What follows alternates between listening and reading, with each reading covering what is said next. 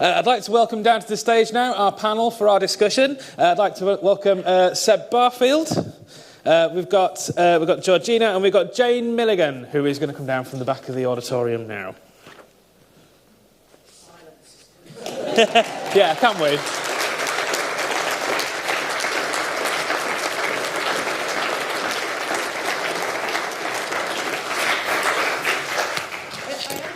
Some stairs. People get applauded more for less, I think you'll find. Well, thank you very much, everybody. What we're going to do, we'll have some Q&A now. There will be a chance for the audience to ask questions, but I'm going to do that dreadful thing that people in my position do, which is say, I'm going to take the first ones, okay? So, my first question to you is, as a whole panel, really, after watching that through, as the creative team behind it, and Jane yourself there as Spike's daughter, how do you piece together such a complex and creative life and get it down to a documentary of about 1 hour and 15? How did you do that? What choices did you make? You leave a lot out. You leave a lot out. I'd say with great difficulty, Yeah. actually. Good difficulty, in a way, because there's so much that you could include. Yeah. Was there something that you left out that you wish you'd been able to put in, if it weren't for the tyranny of a running time, that you would have left in there? I think for me personally, there was a musical that Spike wrote called Joseph, I'm Having a Baby, and there was music that accompanied it. And I mean, I love the music. Do you really? Yeah, I love that music. That's one person. It just got into my head, and it was just such a really unique way of it. I mean, it was about the nativity, and it just brought it to life in such a Spike way and really reflected his personality. I say you can't put everything in the film, but that is just one of my personal favourites that, honestly, if I could listen to it now, I would do. Definitely. Great. Yeah, yes, it's a musical written with a guy called Ed Welch, and Ed did come along, actually, and we filmed him, and we filmed him playing some of the music, and it just didn't really work in the overall film. And you know, you asked me before how you decide to sort of put it all together, and you know, when we started, the first thing we said was we didn't want to have a chronological journey through the life. We didn't want to sort of start with him being born and then end up with him dying. You know, we wanted to feel like you're going through all these box files and boxes, and you're sort of turning over something new all the time. But what took a lot of time was to actually make those different sections work against each other. So you kind of understood, say, curry and chips once you knew that he grew up in India. You know, those things sort of belong together, and some of the music, you know, some of we wanted to sort of space out the type of archive as well. So you didn't want to have all the film stuff together. You didn't want to have all the photographs together. You wanted to sort of space them out. It's like this big jigsaw, and you're trying to bring it all together and tell this story that's kind of bigger than all these little sections. And some things don't make it, but the kind of when you reduce it down, it just gets stronger and more interesting. Yeah. And was there a piece for you, Seb, that you thought, if we got the musical for you, Georgina, Seb, was there anything for you that you were like, or was there? You're the director. Maybe you could just stamp your foot and say, no, that's going in. I mean, I can stamp my foot and say it's going in. So you saw the bits that I kind of won on that. I mean, sometimes you just don't have the time to go into into the depth you think you need. So Al Murray, you know, when we were filming him, he looked at this box file of one of Spike's friends who died in the war.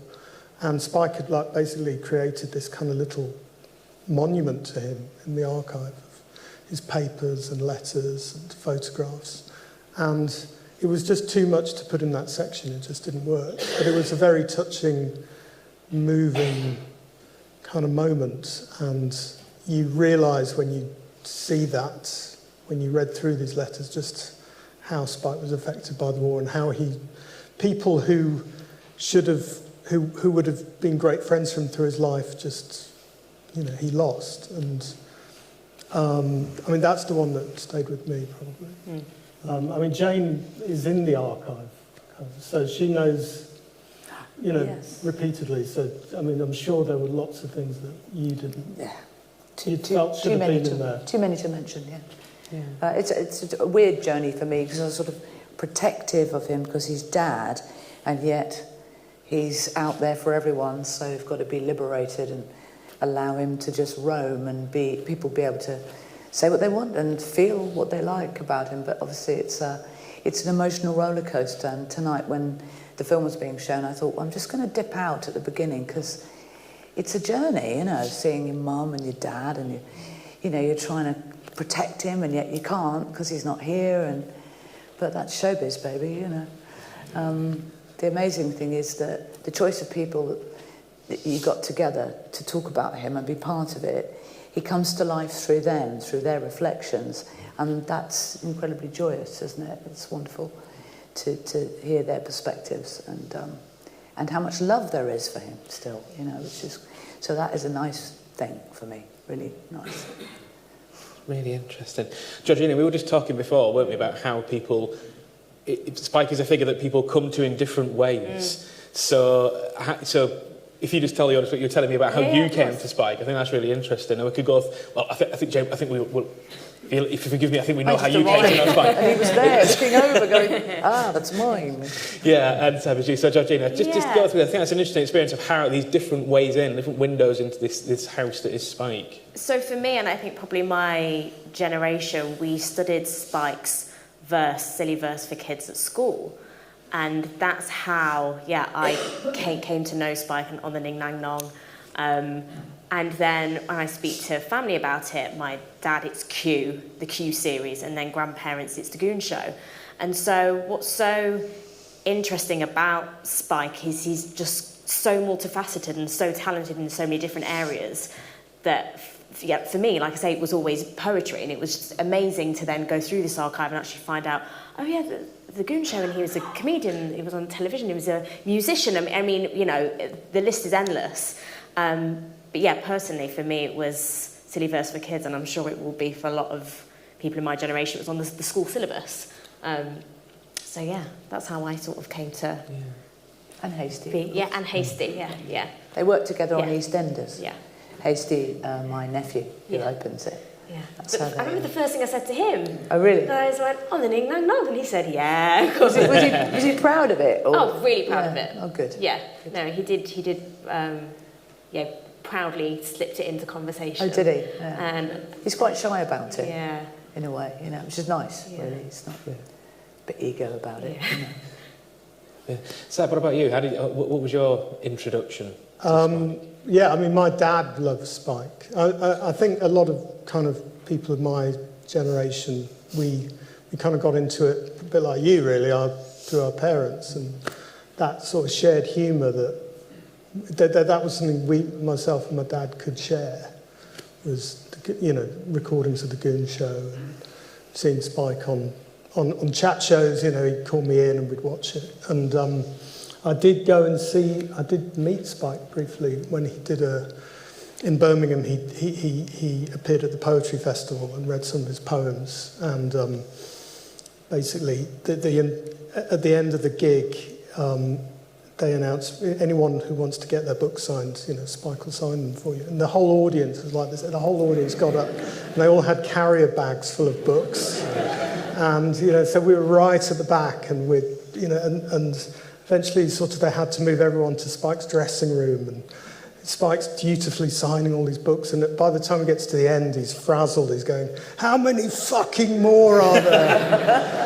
So we got to meet him sort of in that environment, which is not his smiliest, but he was, you know, it was a memorable encounter, and it was with my dad, and you know, so when, you know, it's emotional for me because, you know, that was something that, you know, we really shared, and yeah. And archives are a thing that often gets associated with memories. To some extent, they can be captured time. as I sometimes describe it. Jane, what's your experience of that archive coming to be? Because it's in a lovely looking location in Finchley there. What's your experience of that archive? Being the person who's caring for it, but also, as Seb says, someone who's also in it as well.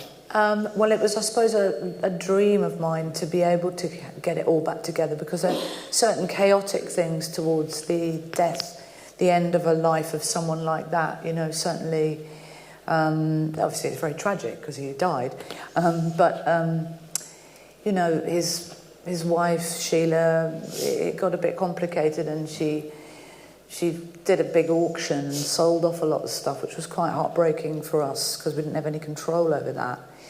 And when she eventually passed, after the auction, I got as much back as I could. I went in a van and just got it and distributed it amongst us siblings, cramming grand pianos into tiny houses and flats and stuff. And eventually Norma, his manager, died, and I went and got the rest of it. And in the lockdown, in COVID, this little lodge became available that features in the film at a knockdown rent, because nobody wanted it. And so I took it on and put everything in there. So the dream started to become real. And then Hasty and you kind of started talking about this Yeti TV and making a film. And then Yeti came to have a look and said, we'd like to make a film about all this stuff. So it literally grew just through the stars aligning. And the word archive, you've shown me your archive today, which was spectacular. Here, a professional archive. Ours is not that yet, but it will be, but I'm working towards it. So the dream is in motion. We're not there yet, but we're working towards it. And we hope to get some lottery funding to create a permanent space for his work. So I think his input into comedy and that is too good to just leave on the shelves. So that's what we're working towards. So did I answer that question properly? It was great. All right. Yeah. It's my favourite time anyone's answered that question. So, Seb, Georgina, I think we've got two sort of parallel paths here. We've got Jane getting the archive together in lockdown in the lodge in Finchley. You're a television production company. How do these two paths collide to make the documentary we've just watched? What brought you to it? Well, like Jane mentioned, it was the friendship that I had with Hasty, Spike's grandson, and we had a conversation. I came to see the archive, and then we said, we want to make a film about this, and Sky Arts agreed. Said, we absolutely want to make a film about this too. And so the first part of the process was cataloguing everything, because there is, as you saw in the film, so much archive and so much amazing stuff.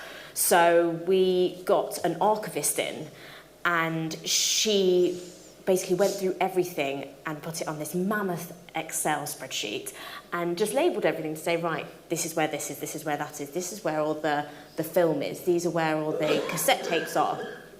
And it's just so that we knew what was there. Obviously you had a great idea, but there was just so much that she spent months going through and cataloguing everything, and that gave us a really good foundation for when Seb came on board to then say, right, how are we going to make a film and a narrative out of this? And we sort of worked together to go through it all and decide what was going to be featured in it. One of the striking things in the documentary there is those really beautiful animations. Oh, yeah. Can you just talk about those for us, how those came to be and those choices? Because they're something I've never seen before, and they're used so intelligently to make some of those emotional points as well really hit home. Well, I mean, it was commissioned by Sky Arts, and Sky Arts, to their credit, they wanted something that felt a bit different. And I like working with animators and artists, and the fun thing about making programs is that you collaborate with people. And something I've done in the past a lot is collaborate with designers and artists. And I know this guy, I kind of, because I live in Stroud and he lives in Stroud, and did this artist called Joe McGee. And you may know Joe's stuff because he's Bill Bailey's kind of animator. If you go and see a Bill Bailey concert, a gig, often Bill will have films, and Joe will direct them, and Joe will also kind of illustrate the books and the posters and the DVD covers. So Joe has got that sort of lateral left field sort of way of seeing the world, and I just wanted to see what he could do with Spike. So I met up with Joe, and we kind of sort of thought it through and decided that it's almost like the archive coming to life. That he's, it's like, which is the feeling when you're in the archive. There is, especially when you're on your own there, which I was sometimes because I'm kind of making notes or going through things. You really get the sense that he's there in the next room. All the stuff is his. All those little bits are all his pens, his glasses, even his drawing pins. All of it. It's all like left from his desk. And you'll see, if you see the film as often as I have, you'll see, in the archive he sat in a chair and then Jane sat in the same chair. Yeah. So, and when he's, I only noticed it the last time I saw it, but in the archive where he's with his parents in Australia, there's this doll behind him, and that's the doll that just pops up in the window and waves. The terrifying grandma doll that Grandma made that by hand. We all got one. It was all like, oh, thanks, Grandma. They're everywhere. So Joe, I've used stop motion on other programs before, but this felt like a real opportunity to just take this environment and bring it to life, and just sort of get the spirit of Spike in there, which is what you feel when you're there. We just left him there for a few days on his own. I'd let him in the morning, and he'd spend all day doing things with plasticine and pins, and at the end of the day he'd done magic. Magic. And I didn't give him a detailed brief. He knew. I talked through the film with him, and we knew that we wanted to talk something that dealt with, say, mental health. And he'd go off and go, I've got this idea, and then he did this sort of corkboard of Spike's profile, and then all the pins falling down, something like that, or Hitler with the shirt and the black tape. So that was Joe just sort of running wild in the archive. I think it's interesting in terms of the way you approach that material. So, it must have felt a bit weird for Joe to be making a Hitler out of gaffer tape, assuming he doesn't do that every week, by the way. How did you approach some of those more difficult issues? So specifically in the documentary where you approach things like curry and chips, for instance, how did you take the approach towards that? Because it is quite difficult I seem to even broadcast bits of that now for Sky Arts. In terms of, had to be cleared, and it was quite hard actually getting really awkward relief. Clearing it. Nobody wanted to say yes. ITV it went on for days. Really reluctant. They wanted us to say it belonged to us, and we were like, well, actually, it doesn't really, because it belongs to him, and he's dead, and it just went on for days, and no one was saying yes until eventually they just went away, and then it was put in the film. But in terms of, I just wanted to deal with it intelligently, but not in a culture war-y way. So not in a sort of finger-waggy, preachy way, sort of, which you sometimes get in art galleries now. They'll have I saw an exhibition about Hogarth at Tate Britain, and you're going around looking at the paintings, and then there's kind of commentary underneath, which is sort of almost telling you off for liking the creator. I didn't want that, but also I didn't want to not look into that story, and I just wanted to sort of, explore it and understand, the context, the time, and what it revealed about Spike. And I think what it revealed about Spike was this strange childhood he had in India, 100 years ago. It's a world away. It's like, he's a child of the empire, and that kind of created him. But when that was taken away, that made him an outsider, and that also that sort of sense of never belonging. I think that's at the heart of Spike in some ways. Okay. What I might do now is go over to you in the audience. Now, there are 2 people with microphones. If you stand up, our microphone bearers, there they are, down each staircase. The one thing I've been asked to tell you is please wait for the microphone to arrive with you before you start asking your question. You're all going, oh yeah, I know, but you'd be surprised how many times that's already happened. So wait for the microphone to be underneath you before you start asking your questions. Please just put your hands in the air. I will do my best Dimbleby impression to try and pick you out. And in true Dimbleby style, man at the back there, you're first. Hello, can you hear me now? Yeah, I thought that was a very effective biography of his life. I think Joanna Lumley's comment about she was glad to have known him. I think a lot of people have had that pleasure from him. Can you hear me all right now? Can now, yeah. Joanna Lumley made the comment that it was great to have known him. He obviously engendered a lot of affection from a lot of people. And the business about the sketch about dressing up in a, you know, for that particular comedy sketch, you know, with Blackie's face. I mean, I think you've got to remember those were the times when we had TV programmes like Love Thy Neighbour, you know? So it wasn't uncommon currency at the time, I think, for one. And there were things that obviously couldn't fit in. I mean, the whole Q series, I remember Q5, one of the funniest things I've ever seen, it still makes me laugh, is the Fresh Fruit song. You know, he's in anybody watch that, I think you'd fail not to, you know, you'd have to laugh somehow, because it was so, he had such a ludicrous sense of humour, and I think that's one of the things he offered us all. And the pomposity of situations that he punctured quite often. Anyway, thank you. Okay. There's something John Antrobus said, which isn't in the film, but when I was asking him about Spike and what Spike's gift was, he said that Spike was sort of more alive than most people. He said most people spend their lives sort of half asleep, not really noticing the world. And Spike was completely alive and open to the world and felt things very deeply. But he had this skill in terms of, through his work, he was able to transmit that. So I think that's why he's so loved, is that through his work, you kind of wake up as well.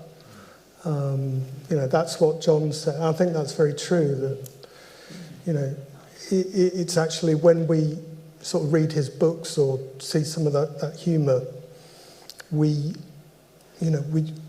do feel more alive, and it sort of wakes something up in us. So, just build on your comment there, Jane. From your point of view, do you feel as someone who was a child around Spike, do you feel that childlike connection that they mention in the documentary, in the way that Spike saw and approached the world? Yeah, I think that might have translated through to all of his kids. Really, He was fresh about things all the time, wasn't he? That childlike quality means that everything was new every time, or he approached everything with an open-ish mind, you know what I mean? And I think that he has taught some of us to feel like that as well, you know? See the world through those eyes. Yeah, definitely. Thank you. Okay, where we go? We'll go down this side there, the gentleman there in the blue blazer.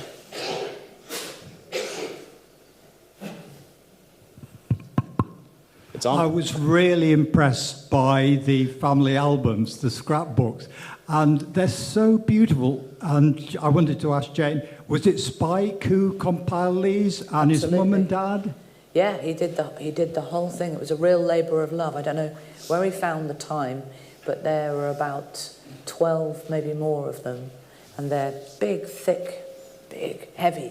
Very heavy. Very heavy. Yeah, they're quite interesting, actually. I suppose we should digitise them and make them all smaller so that all the family could have them. But they were a big, very important part of him processing his whole existence. He was fascinated by our family history. He went right back to the 1700s, and it's all there in Family Tree. And he used to get very upset if he made a mistake and he'd have to add a page, and it was a disaster, you know, because he's quite a perfectionist. Quite a bit of rubbing out and labels and stuff, isn't there, if you look at them. But no, he worked very hard on those. Yeah, all him. That's what's so nice about so much of the archive as well, and It's we all touched him. upon it in the film. It's all him, it's all his annotations, and if he's frustrated or happy about something, and it's just so, that's what also brings the whole archive to life. You feel like you're inside his brain. It's very hard to even consider throwing anything away. In fact, someone who's been working with us said, don't throw anything away. It's all valuable. Because even like a shopping list or something, he's trying to fix the shower in the downstairs bathroom, there'll be comments that are funny about how he tried to do it. And you think, I can't throw this away. It's gold, you know.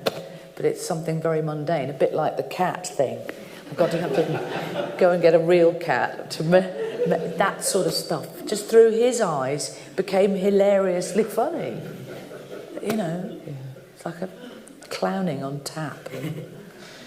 Did you get that feeling when you were young of him? Because I've got a note written down here about him being a really good curator and collector of things. Yeah, amazing. Did you get that feeling when he was around, that he was always recording and doing things? Yeah, like that? and making sure everything was in alphabetical order and everything was labelled and named, and he was extremely ordered.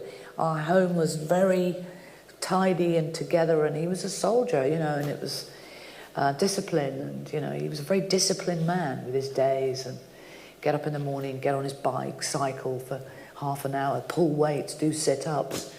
He was really disciplined about things and really disciplined about paperwork and filing and all that, yeah. I'm sorry, as an archival professional, I mean, I admire his work, but I admire him even more You'd now really for that love sense of it. organisation. Yeah. Made your life easy there, I'll tell you that. Right, okay, more questions, please.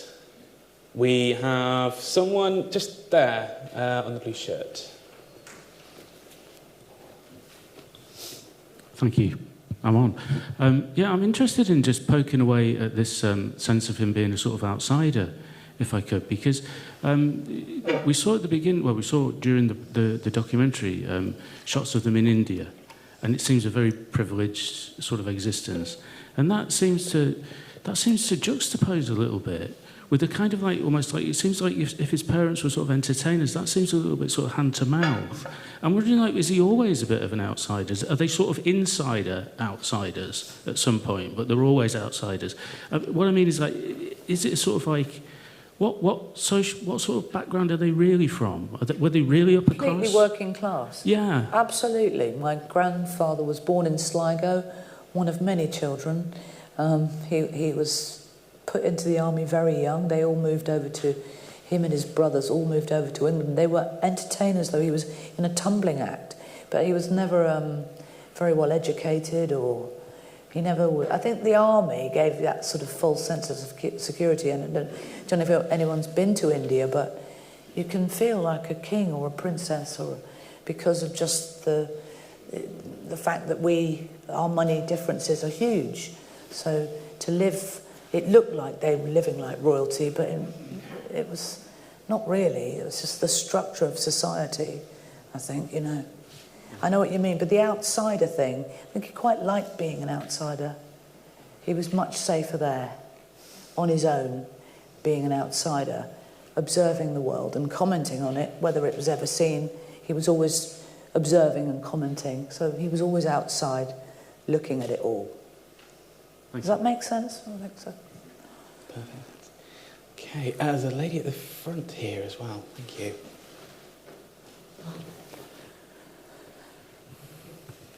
We once had the privilege of going to an evening with Spike Milligan at the theatre at Hull, and it was fabulous, obviously.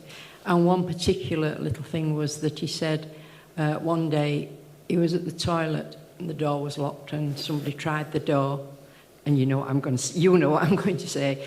And he said, "Who was that?" And a little voice said, "It's somebody else." And at that point, it occurred to him, we're all somebody else. There aren't many days go by I don't think about that. Wow. Is it you?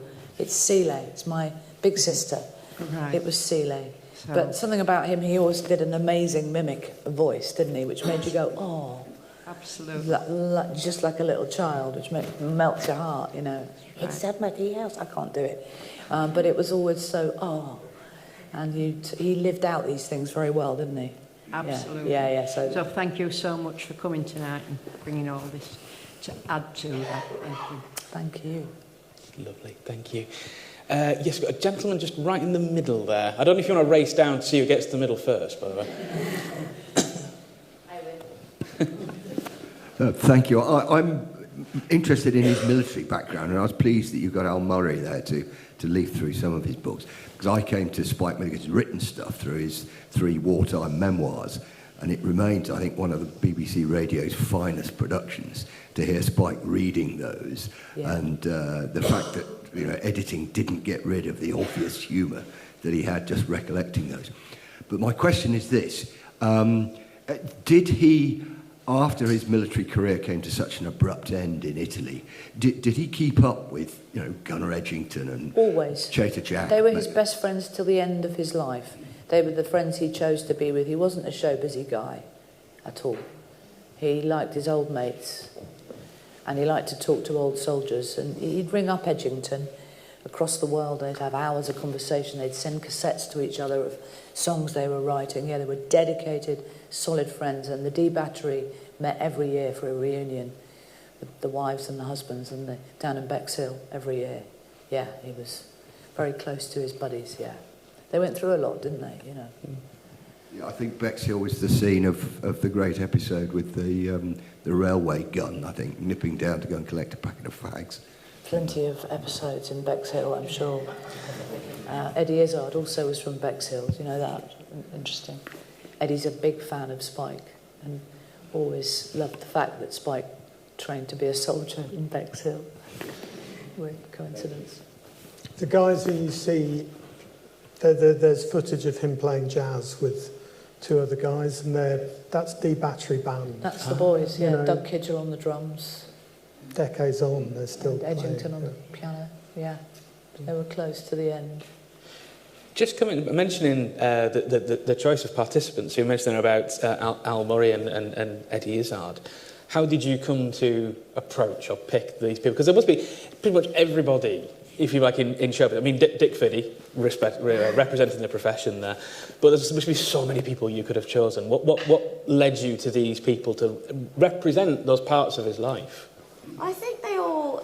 What was really important is that everyone had a genuine connection to Spike, whether they were, a genuine fan, like Ian Hislop and Eddie, and Al Murray, and then people that knew and worked with him and knew him very well. And I think that you need that authenticity because it comes across on screen. So, I mean, Joanna was a no-brainer. John Antrobus was a no-brainer, and they said, "Oh, of course we'd like to be involved." Yeah. And then it's also carefully thinking about other people who are going to discuss other areas of Spike's life, like Sarfraz and David Quantick. So it was about piecing together that full picture and seeing which contributors could authentically help bring that across on screen. What do you reckon, Seb?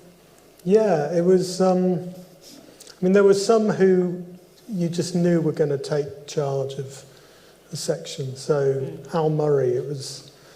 I'd listened to a few of his podcasts. It was just clear that... And I think he'd spoken about Spike in one of them. It was just clear he had this really deep knowledge of the war memoirs. There were some who sort of seemed to work with key sections, and there were others who you just wanted to sort of see what they would react to. So someone like Ian Hislop, he co-wrote a play called Spike.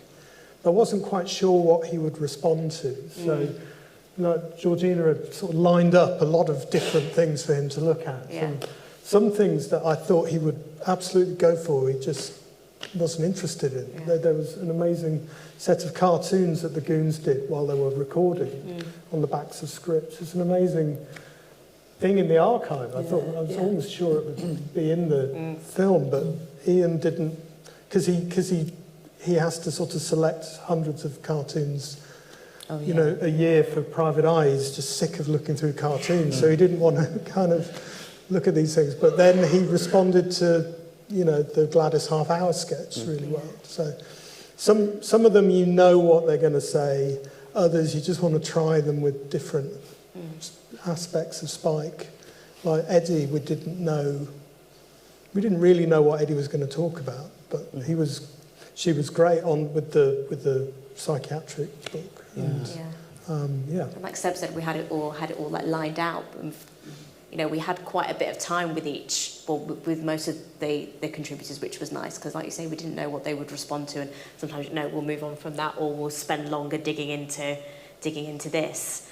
And in a way, you know, we had a script before, but you don't know what the shape of the film's really going to be until you've interviewed people and seen what they've got to say, and they might. You dig into things you didn't think they would do, or they notice things that even you hadn't noticed, and that is what's so nice. And when you come to edit the film, you can pick out those moments, and it brings it all together nicely. So I've done telly on this is not a humble brag, it's a very small amount, but having done a little bit of telly, there's bits I recognise there. The walking to the door shot. I've done Who Do You Think You Are a couple of times, and you can really judge a participant by how they approach a door. I found out. How in the documentary, how genuine is that experience then for them when they come and go into that room full of archives? Because they all have a very familiar look that I recognise from people being hit with archive material, which is between brilliant and oh God. So tell us about that experience. How did they each take it? Well, we tried to keep them outside, didn't we? And so that we got that genuine reaction when they walked in. And they're all very excited to get inside. But it was genuine with all of them. And all the shots that you see, especially at the start with, Al Murray walking up the staircase and just, picking things up and looking. And there are certain pointers that we wanted them to look at. But most of what you see is just that genuine surprise and commenting on certain things. And yeah, you do have the classic walking up shot, but that was the first time as we opened the door, that's when they see it for the first time, because you just can't replicate that in the same way. No. It's very, no disrespect to the archive, but it is tiny, it's like 4 very small little rooms, and there's only so much you can do in there. You can get like 2 people in and someone on a desk. And so, we were sort of restricted with what we could do there, but what was nice was just you then focus on what you can do, and what you can do is just present people with something they've never seen before, of this person who's inspired them or who they knew and they miss. So we would give people a brief, and we would say, we probably want to talk about, the war, or we probably want to talk about, the marriage or whatever. But we wouldn't tell them what they were going to see. So, you didn't know what you were going to see, did I? Just sort of chucked it at you. And it was a bit. I remember getting a bit of a lump in my throat, because once a camera goes on you, it's sort of some sort of truth monster, and out it all comes. Tell us about your mum. We were at it for hours, so weren't we? We totally drained Jane. Yeah, you did. It was like 4 hours of talking about him. But no, it was great. I especially love Al Murray's responses. I think they're great. You can always rely on Joanna to get emotional and have a tear, because I think she loved him quite a lot. It's really sweet. But no, I loved the choices of him, and Eddie as well, who'd had a bottle of wine out of the... He'd changed in the house and helped himself to a glass or 2 of wine, which he shouldn't have done. It was a Friday afternoon. I love it that he's just a little bit louche, and of course dressed as a woman, which is fabulous. It's like, wow, you're just amazingly surreal. You really are. It's wonderful. Dad would have loved it. Traditional archival theory would say you're not really supposed to have bottles of wine next to the archives. But quite frankly, I'm all for it. It wasn't in our archive. It was in the main house. It wasn't part of our... It wasn't part of our setup, no. We had nice cups of tea, masks, sanitizer, all that stuff, And he'd had a bottle of wine. I was getting ready. Good for her. Which I thought was really funny. Indeed. Well, gave a good piece for the documentary, so I'm all for it. He's great, isn't he? Yeah. Audience, more questions, please. Right, I will take chair's privilege, and we'll go for this gentleman there. Here you go. You just wave to our microphone. Hello. I first became acquainted with Spike Milligan. We had. I arrived a bit too late for the original broadcasts of the Goon show, but I did see some episodes of Q. But the first thing that brought me to Spike Milligan, we had a wind-up gramophone in our garden shed and a couple of records. One of them was the Ying Tong song, and we played it quite a few times. Yes. Proper wind-up? Wow. Yes. Yes. I'd love to hear a wind-up version of the Ying Tong song.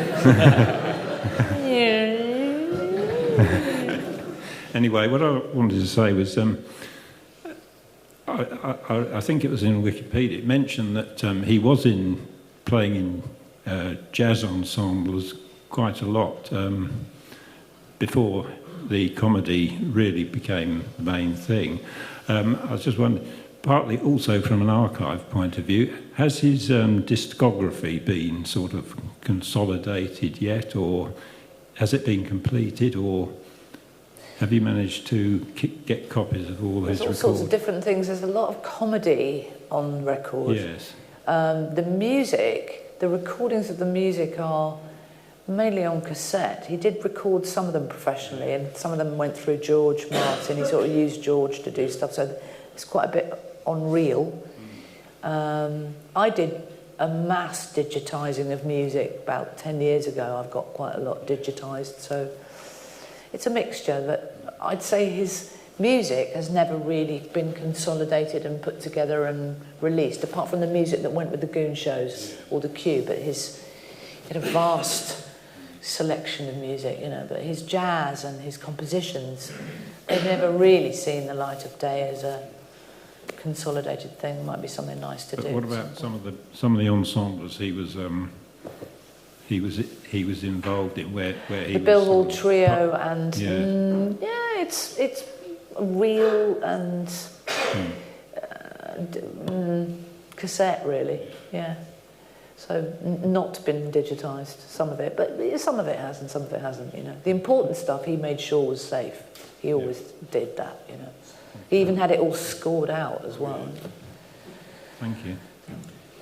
I think that's actually a question to just jump in there, actually, Jane, in terms of the archive itself. There's a bit of a précis at the start of it being box files and reels. What challenges are in there for you as the person that's the custodian of this archive in its totality? Well, digitising everything, I suppose, protecting everything, making sure it's all safe. I mean, it's in a better place than it was, let's put it that way. It was in all different places, and now we've got it in one place, and now we're looking to get some lottery funding to take it on to the next stage. So those are the challenges. Plenty. You know those challenges. Plenty of opportunities, I think you're supposed to call them these days. Plenty of opportunities.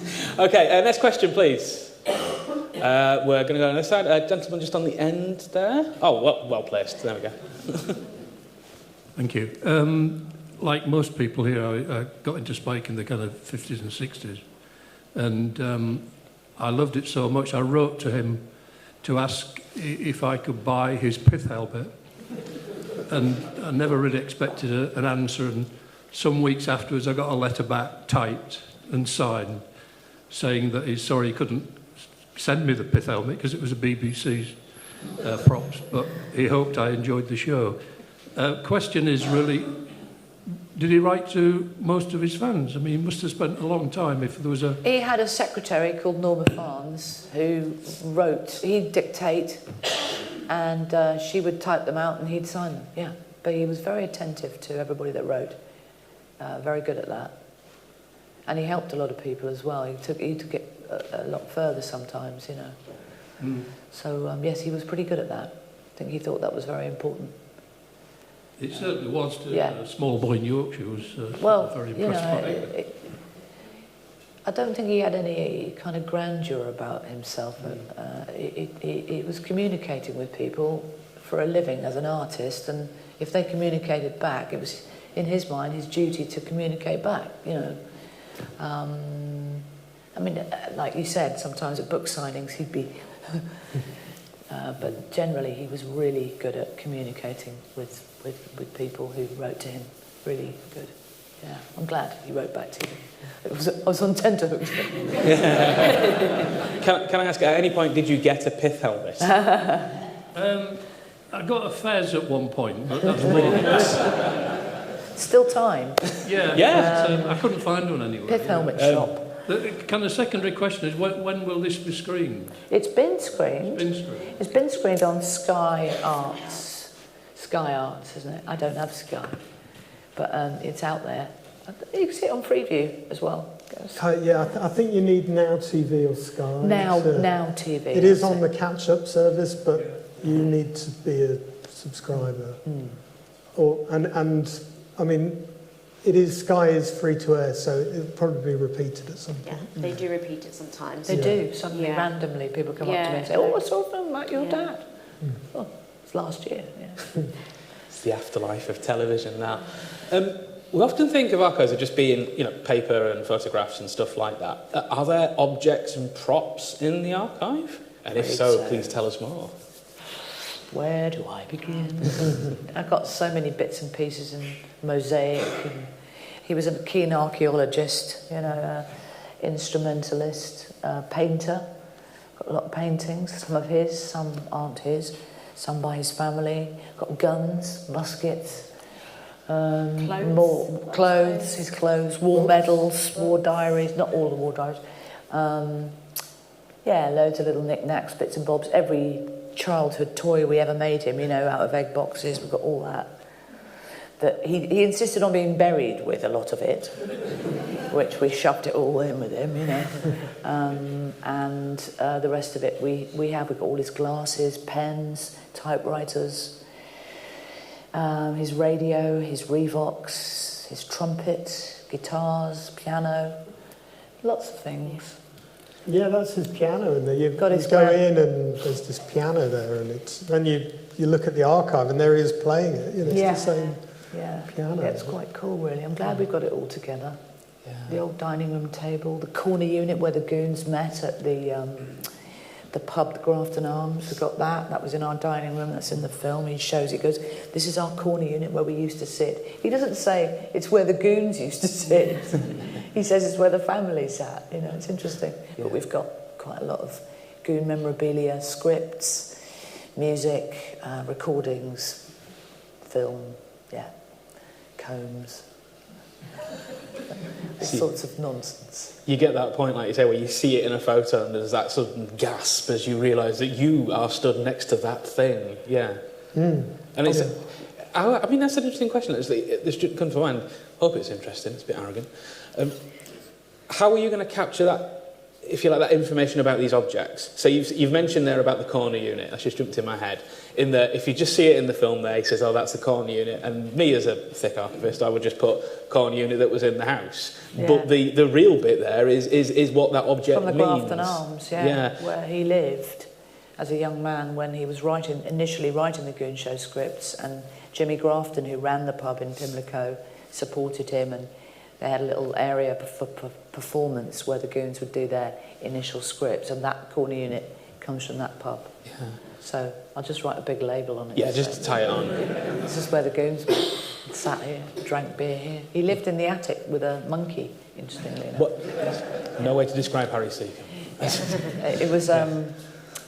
Jimmy Grafton owned a white monkey, and Spike shared the attic room with the monkey.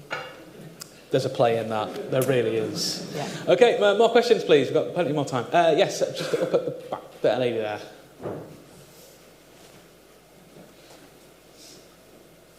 Hello, thank you so much for that wonderful portrait of a documentary. I thought it was absolutely fantastic.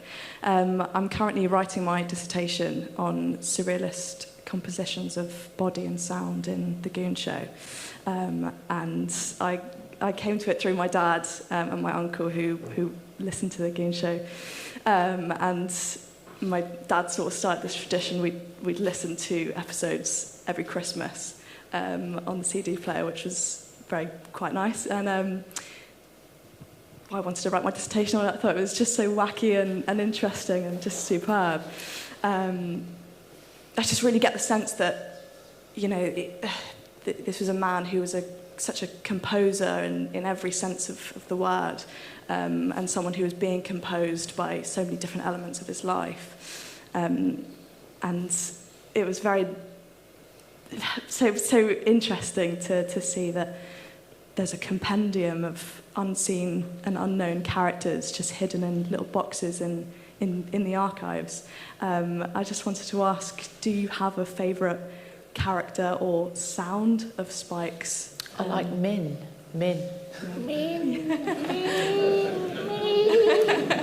I love that. I mean, all the voices are amazing. And at bedtime stories, all those voices would creep in, even though I didn't really know the Goon shows because I wasn't born until 1966. So I got those voices, but the voices were in fairy stories, so lots of characters. But yeah, I suppose now I'm older and I know the Goon shows, it's Min for me all the way, yeah. Oh, they're all great, but... Have another category. Have another category, see? Just mad. Love it. Yeah. When you're looking in the archive then, this is a common thing from my point of view. So when you do look at the archive of performers or writers or creatives, for me, there'll be something that jumps out that you think, oh, I wish that had happened. So, for instance, my relevant one is with Frankie Howard. He was given the idea of the Frankie Howard game show that was effectively like Taskmaster, but with Frankie Howard leading it. And it came frighteningly close to production, and I'd love to have seen what would have happened there. It would have been chaos and a mess, but it would have been great chaos and a mess. From looking at the archive, because I'm just thinking of that last one, the Over the Hill, the script from later on. What's the thing that you look at in the archive and you think, oh, I wish you'd done that. I wish that had come to pass. Roald Dahl was a big fan of Spike's and sent a book, I think, of Charlie and the Chocolate Factory to the kids, to us. And it was, I found out later that he fell out with the film company when they made the film and they put Gene Wilder in the role. Gene Wilder? Yeah. Because he wanted it to be Spike. Yeah, to be Willy Wonka. That would have been brilliant. And that would have been out of this world, wouldn't it? Yeah. So probably that. But I don't think there are any other regrets at all, really. But I'd like to have seen that. That would have been... I think the audience just had a moment there, by the way. As we glimpsed into alternative Gene time. Wilder was brilliant, but Spike would have been really amazing, wouldn't it? So, yeah. What a fit. Seb, Georgina, from you working with the archive, did you go, oh, I wish, ... There was an interesting thing we discovered. Spike tried to get this, in the 50s, he tried to get a TV play off the ground called The Snow Goose. Yeah. Which was basically based on a book that June had given him, actually, when he was in a psychiatric hospital. And he's got the book, and there's a box file, so he sort of takes you through the story of this production that never happened. And so he's got the book with the inscription, for the archivist. So he says, this is the book that June gave me, and this is that I based this on. And it's this sort of environmental story that he wanted to make as a TV play. And it seems to have gotten a certain way down the road, and the BBC kind of pulled out of it. But what's really interesting is that there are letters, because I think this was announced, there are letters about the production, and there's one letter from a teenage girl who wants to be an actress, and it's Pauline Collins who would go on to be in Shirley Valentine. And there are these photographs of Pauline Collins, age 15. You didn't know this? I didn't know. No, there's photos of Pauline Collins, age 15, wanting to be in the Snow Goose. And I don't think Spike ever saw this, because it's Norma. Is it Norma who replies, or is it someone else who replies? Well, at the time, I don't know, but wow. Yeah. Because he eventually did do a version of the Snow Goose at the Festival Hall. Yeah. So he worked on it for years, over the years. And I still think it's got legs, that. I think it's beautiful music. Yeah. Ed Welsh and he composed it, and he narrated it. It's a very dramatic piece, and very wonderful and emotional. Yeah, so he turned it into an LP in the 70s, but originally it was kind of very ahead of its time, sort of, drama about the sort of environment and how all these kind of wetlands, were getting destroyed. Yeah, World War II and Dunkirk, and it was all great. Georgina, was there anything for you that leapt out as someone who's been one of the first people to get into this? Joseph, I'm having a baby. I was going to say, it's Joseph, I'm having a baby. That's actually, that's in production now. Is it? Yeah.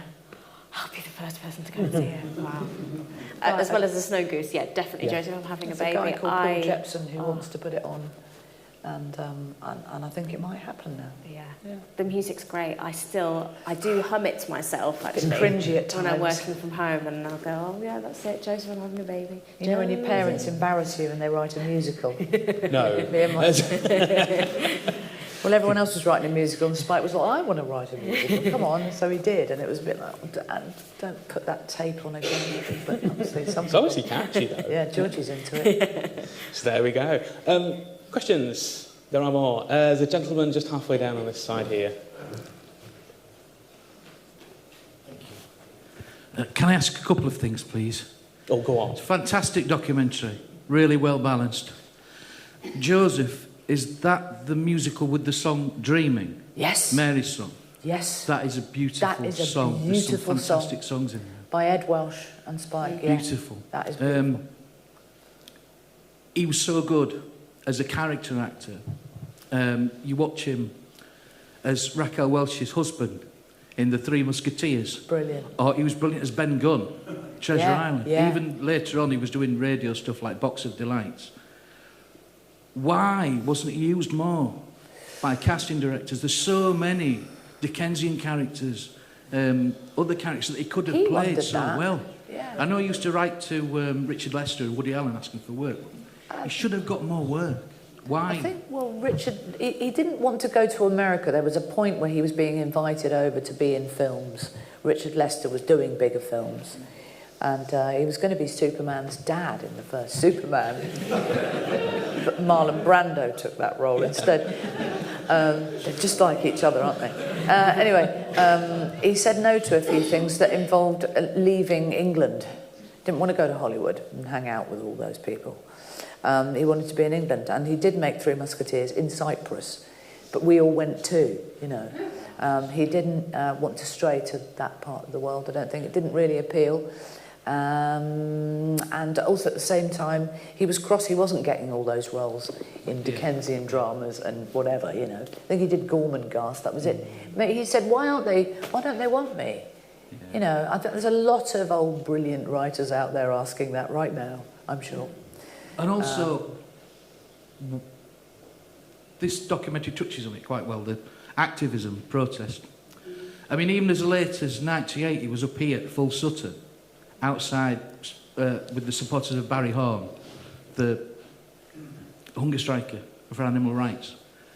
This is years before Chris Packham and Greta Thunberg. Absolutely. And he should be better known for some of his causes. I agree. And conservationism as well. You know, everything from the Elfin Oak in Kensington Gardens to saving the whale and baby seals. He was just writing cheques chickens all the time, £5 for the RSPB, 30 quid for the horse sanctuary, you know. His pension went to a girl that looked after a horse. He was at it all the time. And I agree with you, I think he was a really humanitarian. Norma Fowles used to say that his saving grace was his compassion. Yeah, and that comes through in the documentary. Totally, yeah. And I just think he should be better known for that as well. So. In that scene where we're all at Christmas, and we're all idiots in the 80s, there's a boy sitting on the sofa, and that boy was from a Borstal. And Dad invited him to be with us that Christmas because he had nowhere else to go and he had no parents. And that used to happen a lot. And he's just sat there really shy, and I suddenly remembered he was there. But Dad was very good at that sort of thing. He used the fame he's got or whatever to extend his hand out to, you know, and more people should do things like that, really. It's a great work. Yeah. He even signed his war pension over to somebody else. He did. He did sign his war pension over. I can't remember who it was. It wasn't me. His army pension. His army pension. You're absolutely right. He did. Yeah. But he did give one of his pensions to a girl called Diana Keyes. She'd been locked up. Basically, she got pregnant when she was 14, and they shoved her inside, took away her baby, and drugged her up. And she was starting to write letters to Spike, and he would write back. And eventually he got her out of there, got her a flat, and gave her his pension to look after a horse that she was trying to save, you know. So he was just very good at teaching you that you can do things like that if you make the effort, you know. Definitely. Oh, thank you. We've got time for one last question from the audience. So who's going to be the lucky winner? You, sir.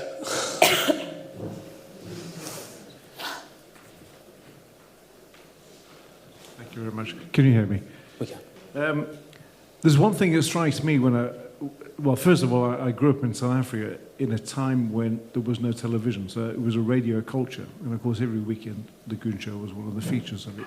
So it was one of the things that I was familiar with very early on. But reading the war biographies, I was impressed by how well educated Spike was in classical history, etc., etc. And he was a very, very keen observer, as already been mentioned. And that's always impressed me. I was quite curious whether his education was tutor-based or unconventional in India. Unconventional, totally self-taught, self-educated, very basic education in India. Okay. But well-read man, you know. Yeah, because he certainly has a very unique perspective, and again, that keen power of Studied observation war, comes out. obsessed by war, obsessed by battles and things like that, you know. Yeah. And very impressive as well how prolifically productive he was. He seems to be busy all the time. He wasn't a big drinker or anything, you know. He was quite a fit guy, and he was pretty sober, and he spent a lot of time writing. Dedicated and very focused. Disciplined, very disciplined. Okay. Had a hunger for life. Yeah. Well, I must say, it's been a great privilege for me, and I'm sure I speak for many other people, just to share those little aspects of his unique wit and humour. Because that genius of having that perspective on life is just really staggering. And it's a gift, isn't it? It is. And it's a privilege to have shared it. Yeah. And so thank you very much for coming. Thank you. Thank you very much. That leads me towards one final question from me. So it's an easy one. If you could just, each of you, just very briefly, just sum up how you would summarise your experience of making the documentary and working with Spike's archives. So you go first. Sam. Oh God, summarise it. I mean, you've sort of seen the summary really, because you know it becomes the film. But it was just a joy, really. In a way, it's the most enjoyable thing I've done, I think, because there was no, you know, when we sent it off to the commissioner, there were no notes. There was like a couple of, actually, I think there was a note for the beginning and the end. They were like, oh, we're really happy with this. So it's incredibly sort of productive and drama-free. It was just this really sort of enjoyable experience, you know, and I got to get to know Jane and the family and hang out with Spike, you know. So that was brilliant. Yeah. Georgina? Yeah, it was a joy, a privilege as well. As I feel like, you know, he's so well loved, and to be able to, that you allowed us in to, and trusted us to kind of delve into him and put something together was, an absolute privilege. And it was a nice journey for me. It started out as, you know, a poet that I would study at school, and then my friend's grandpa, and then, you know, this whole world opens up, and it gets under your skin, and he sticks with you. So yeah, just a total privilege, and we had a fantastic team. Nice. Hot summer, wasn't it? And yeah, it was just such a great show to work on, and yeah, drama free, as Seb said, so brilliant. Very smooth. And lastly, Jane? It just was nice because obviously he's not here in his flesh anymore, but his journey still is going. And we check along a lot that we're not working with something that's gone and should be just left. But he's still very alive and still very funny. So this being made is just part of the journey, that he's still present and still influencing, and you know, there's still more for him to give, put it that way, to younger generations who need to learn about the word like bongaloo and ning nang nong, you know. It's like, no one else does that, do they? So we're just going to get that back in the children's world, you know, which is important, I think. Thank you very much. I would just like to thank, thank Seb, Georgina and Jane for their time. I'd also like to thank our fantastic Festival of Ideas crew who have been with us throughout the evening and facilitated the questions. Thank you from us as well to you, the audience, for your questions and for being here tonight. So I'd like to ask you to join me in a vote of thanks for our panel, but also a vote of thanks for whoever it was that introduced you to Spike Milligan. Thank you.